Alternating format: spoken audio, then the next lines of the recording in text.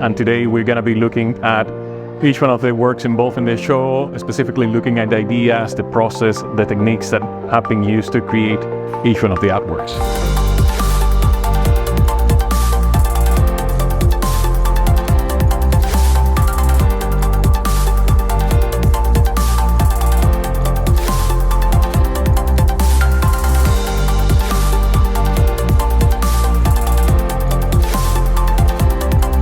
I'm Yunior Perdomo. I'm an artist preparing for a solo show here in Scotland, my first solo show here in the UK. Also working at the same time on a show in Spain, understanding the work not only as I created it originally, but also trying to see how it has evolved as I've been looking at new technology, as I've been looking at new material. In the Famous Grouse Ideas Centre, so I was using the laser engraving machine here, engraved plates on sustainable ply, and also the large format printed. So these versions here are the ones that are these the first pass ones? The plates have been developed using the laser machine here. This version of the piece was in Spain, so you can really troubleshoot, test, and prototype things that they could go into production, into your own artwork.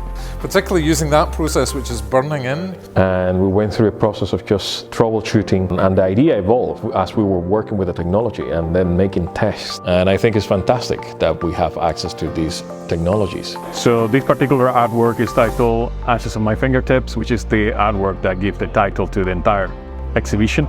I was fascinated by the process itself of burning the wood as a way of then referring to the process of burning out something. See, you can see all of this rendering of the image. Applied the experimentation that I had in my head. I'm trying to create this very nicely cut and clean cut letters text within the ply itself. Natural feel, but at the same time digital rendering.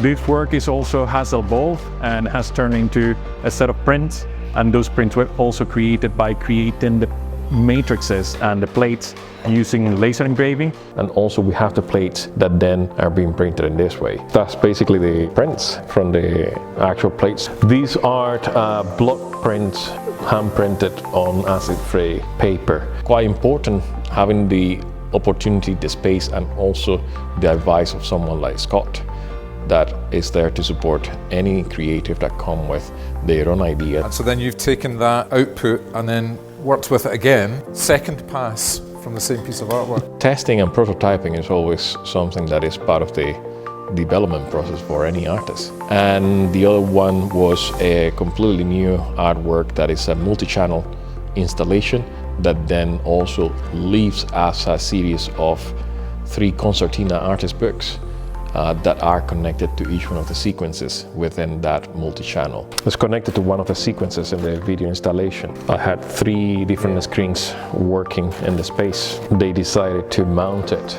in a box frame, but then creating a profile on the back. The same sort of movement. We have access to 3D printer, we have access to laser cutter, to laser engraving. We have access to multi-surface printer, large photo printer, and nowadays we have these amazing facilities with loads of technology that people can use. Creative people that are based within the Perth Creative Exchange, but also the larger community of creative people around Perth and Kinross.